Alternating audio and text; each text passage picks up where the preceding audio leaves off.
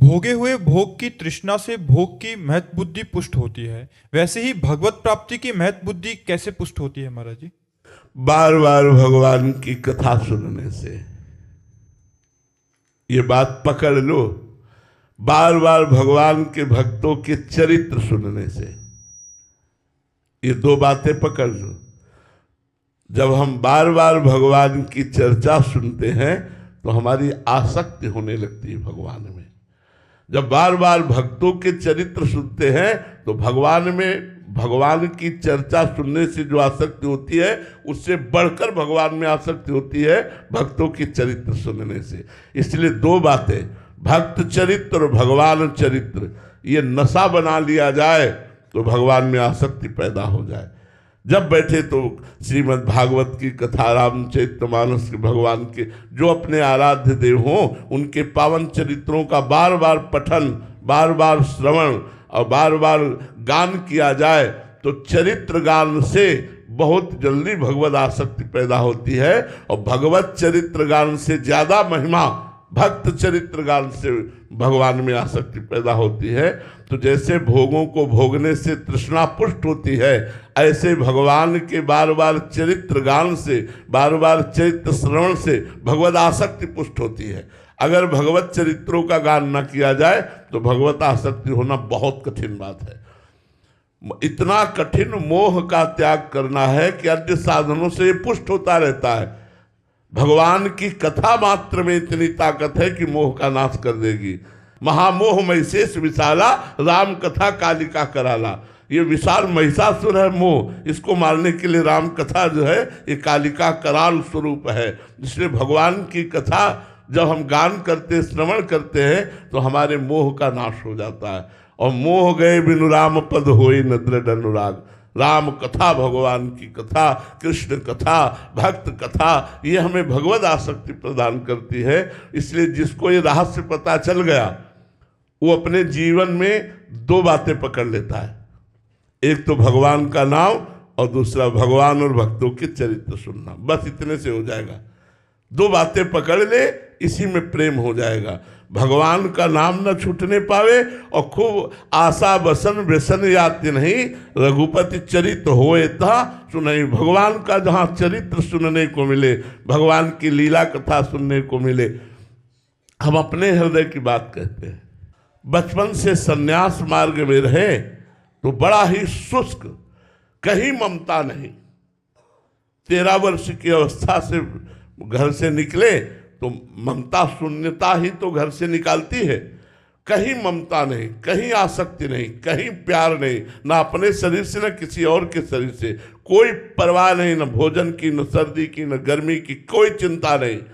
इतना कठोर हृदय हो गया जब उपासना में, संन्यास मार्ग में बस एकांत खंडहरों में, घाटों में पड़े रहना, भगवत चिंतन करना। वो जो हमारा संन्यास का चिंतन, कोई लीला कथा ये सब कुछ नहीं। अब देखो जीवन का परिवर्तन भगवान मोड़ देते हैं।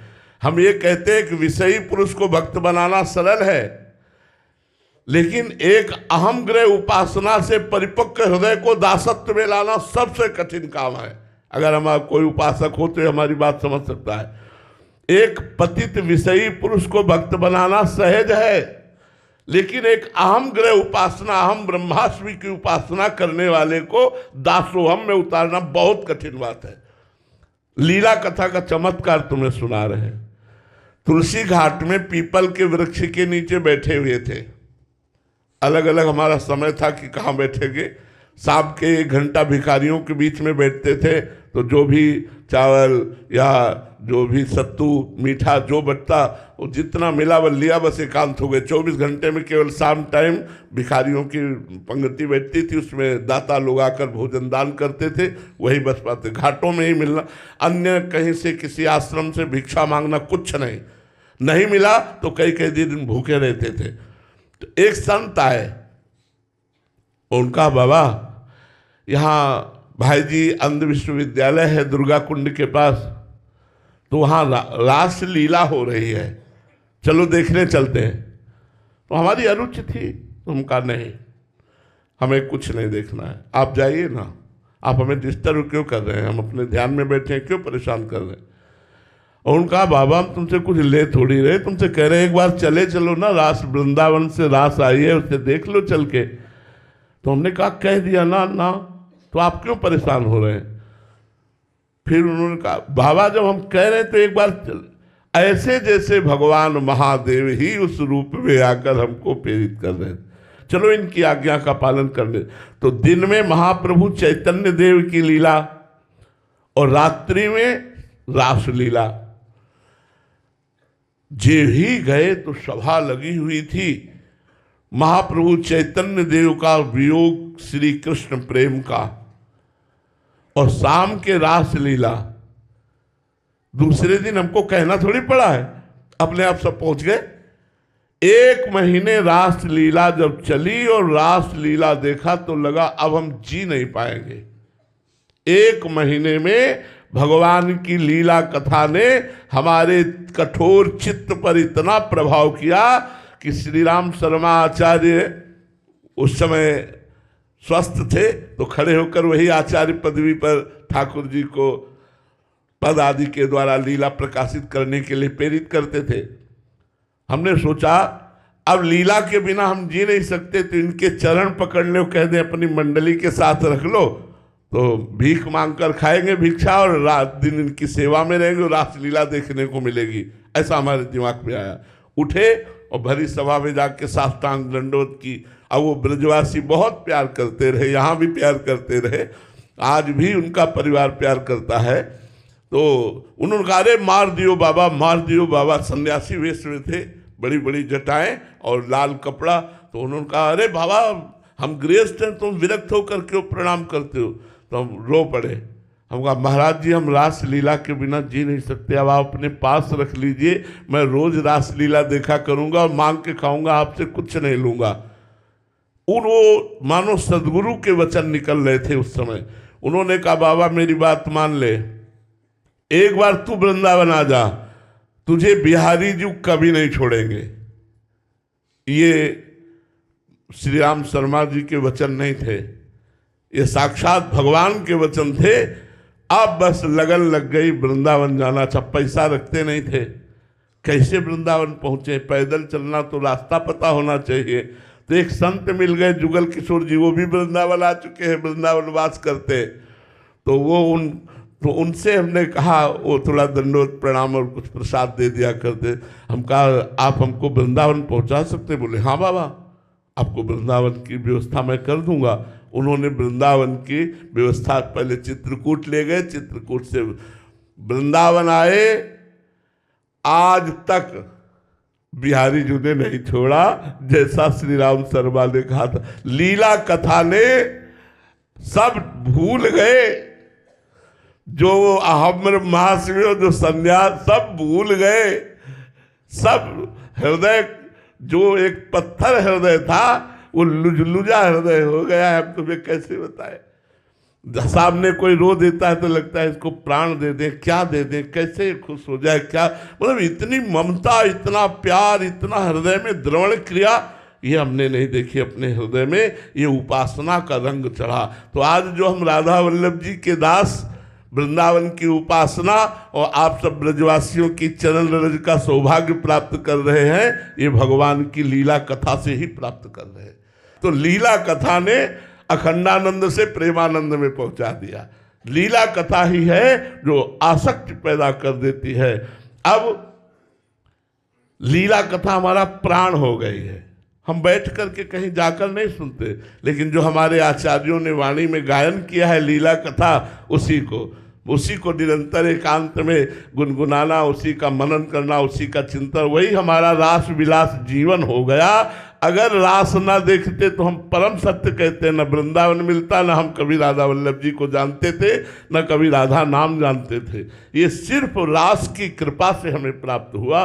तो बहुत से जीवन ऐसे हैं जो भागवत की कथा से, रास की कथा से भगवान में आसक्त हो गए, जो वचनों से आसक्त हो गए। इसलिए हम सबसे प्रार्थना करते हैं, यदि भगवत आसक्ति प्राप्त करना है तो भगवान की लीला कथा को सुनो, भगवान की लीलाओं का चिंतन करो, भगवान के प्रेमी भक्तों के चरित्रों को पढ़ो, तो आपका हृदय बहुत जल्दी परिवर्तन हो जाएगा। श्यामलाल जी सिरसा हरियाणा से।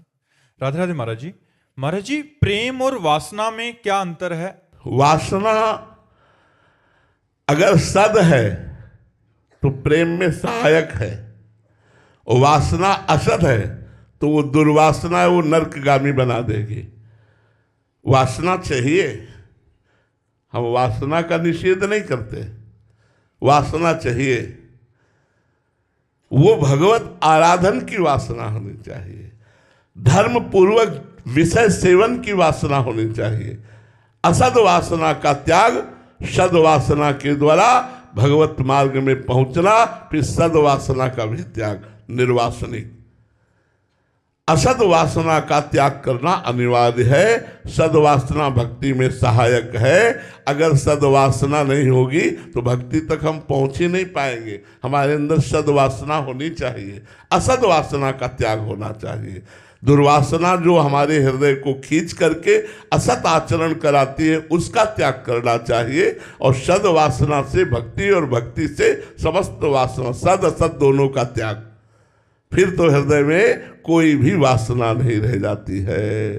वासना उपासना में बदल जाए, वही सदवासना है। सर्वश्रेष्ठ प्रेम है, ये वासना नहीं, लेकिन वासना सहयोगी है। कौन सी? सदवासना। अगर सदवासना हमारे अंदर नहीं होगी तो असद वासना का नाश नहीं होगा। सदवासना भगवत प्राप्ति की वासना, भगवत प्राप्ति की लालसा, यही हमें भगवत प्रेम तक पहुंच। प्रेम की समानता तो मोक्ष नहीं कर सकता। ये वासना क्या चीज है? भावना जी राजस्थान से। राधे राधे महाराज जी। महाराज जी, आपके श्रीमुख से सुना है कि भगवान के बन के भगवान के लिए साधना करना, इसी से भगवत प्रेम जागृत होता है। महाराज जी, हम भगवान के लिए अपना सर्वस्व कैसे दें, उनका कैसे बने महाराज जी? उस कैसे साधना करें? नाथ सकल संपदा तुम्हारी, मैं सेवक समेत सुत नारी। केवल हमारी भावना बदलनी है। ये सब कुछ भगवान का पहले भी था, अब भी भगवान का है, आगे भी रहेगा। झूठ से हमने अपना मान लिया था, वही भूल मिटानी है, वही असत भावना मिटानी है, और कुछ नहीं। सब कुछ आपका ही रहेगा। जब भोग लगाते हैं तो वो पदार्थ नहीं रह जाता, वो प्रसाद हो जाता है। लेकिन जब हम बिना भोग लगाए पाते हैं तो वो पदार्थ रहता है। पदार्थ में गुण दोष रहते हैं, और प्रसाद में वो निर्विकार रहता है।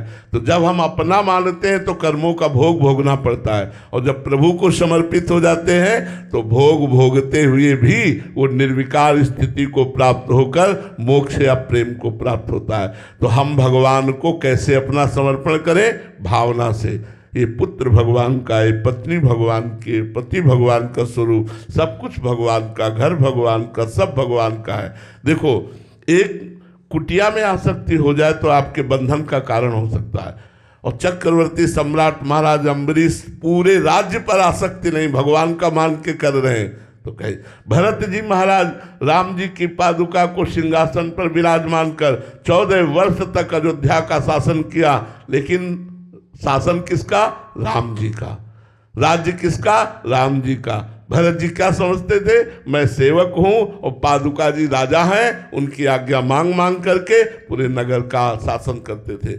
ऐसे ही मैं सेवक समेत सुत नारी, अगर ऐसा भाव है, नाथ सकल संपदा तुम्हारी, तो पूर्ण समर्पण है। समर्पण का मतलब ये नहीं होता कि हम कहीं कुछ लिखा पढ़ी बदल दें। कुछ देने लेने की जरूरत नहीं, केवल भावना बदलने की जरूरत है। ये सब कुछ प्रभु का है, ऐसा मान लेना ही समर्पण है। कहीं ऐसा नहीं कि हम अपनी सारी संपत्ति किसी को दे दी तो समर्पण हो गया, उसमें भी नहीं होगा। हमने सारी संपत्ति उनको दे दी तो क्या दे दिया? अहंकार तो बनाए रखा है। उसका पुण्य मिलेगा, लेकिन समर्पण नहीं माना जाता। समर्पण मेरे पास कुछ है ही नहीं, तो दियम वस्तु गोविंदम तुभ्यमेव समर्पय। हे भगवान, आपने जो कुछ हमें दिया वो सब आपका है नाथ, मैं तो केवल सेवक हूँ आपका। ऐसी भावना रखकर चाहे राज्य चलाओ तो भी कोई परेशानी नहीं, वो भगवान का समर्पण ही माना जाता है। रक्षिता दुबे जी। राधे राधे महाराज जी। महाराज जी, जब हमें सुख की प्राप्ति होती है, फिर मन में आने वाले जो दुख के लिए हम तैयार क्यों नहीं होते कि आगे दुख आने वाला है? महाराज जी, इस द्वंद्व को ये, हाँ, ये सांसारिक जो सुख है ये इतना लिप्त कर लेता है कि दुख नाम से भय लगता है, दुख की संभावना मात्र से भय लगता है। यदि हमें भागवतिक सुख मिले तो दुख का नामो निशान मिट जाए। इसीलिए हम आपसे कहते हैं राधा राधा रटो। ये सांसारिक कोई सुख है? हमें तो कुछ समझ में ही नहीं आया कि भगवान कैसे विचित्र लीला के द्वारा सब चराचर जगत को भुलावे में डाले हुए हैं। इसमें कौन सा सुख, कहाँ सुख, कैसा सुख? जरा विवेक जागृत करके देखो तो कैसा सुख। अच्छे अच्छे पदार्थ खाओ, 6 घंटे में विष्ठा बन जाते हैं। अच्छे से अच्छा पेय पियो, सब मूत्र बन जाता है। अगर कहीं भी आ सकती है तो मलमूत्र के भांड शरीर पर आ सकती है। क्या सुख? सुख है कहाँ? यदि सच्चिदानंद भगवान से चित्त नहीं जुड़ा तो ये सांसारिक कोई सुख है? पुण्य आया तो थोड़ा सा लगाओ सुख में, पाप आया तो दुख, यही चक्र चल रहा है। इसी से ऊपर उठाने के लिए अध्यात्म है। ऐसे सुख को प्राप्त करो जहां दुख की संभावना नहीं है। अखंड सुख, अनंत सुख वो भगवान के नाम में है। हरिवंश नाम जे कहें अनंत सुख ते लहाएं, दुराप प्रेम की दशा तहा प्रत्यक्ष देखिए। जो नाम जप करते हैं अनंत सुख की प्राप्ति होती है, लेकिन जाप करके तो देखो, नाम जप करो, अनंत सुख ते लहाएं, दुराप प्रेम की दशा तहा प्रत्यक्ष देखिए। वो धन्य है, वो धन्य है, उसका जन्म सत्य हो गया जो निरंतर नाम जप कर रहा। नाम जप करो, दुख से घबराओ मत। और दुख है क्या? मन का माना हुआ दुख है। कितना तुम्हें कष्ट बताएं, लेकिन क्या हम दुखी हैं क्या? हम आपको सच्ची कहते हैं, हम जितना सुखी उतना तुम कोई सुखी नहीं हो। कोई सुखी नहीं हो। अगर है तो कोई रामदास ही होगा, दूसरा नहीं होगा। अगर कोई भगवान का दास ही होगा तो ही सुखी होगा। नहीं, हम कहते हैं हमारा मन, हमें नाचना तो नहीं आता लेकिन हमारा मन नाचता रहता है। हमारा मन नाचता रहता है एकांत में। हम आपको कैसे बताएं, मन थिरक थिरक के नाचता है कि बलिहार है गुरुदेव, लगा दिया श्री जी में, लगा दिया, ले तो दुर्गति हो जाती। अब बड़ा आनंद रहता है, बड़ा आनंद रहता है। हम तुम्हें कैसे अपनी वाणी से बताएं, एकदम आनंद, चकाचक आनंद रहता है। हर समय एक आनंद रहता है। उसी आनंद के बल से हम आपके सामने बैठे हुए हैं। इसलिए हम कहते हैं इस दुख को किंचन मात्र भी दुख का अनुभव न कराना, ये राधा नाम का चमत्कार है। इसीलिए सबसे कहते हैं राधा राधा जपो, दुख की परवाह न करो। बड़े से बड़ा दुख भी आनंद दे के ही जाएगा, दुखी करके नहीं जाएगा। आप राधा राधा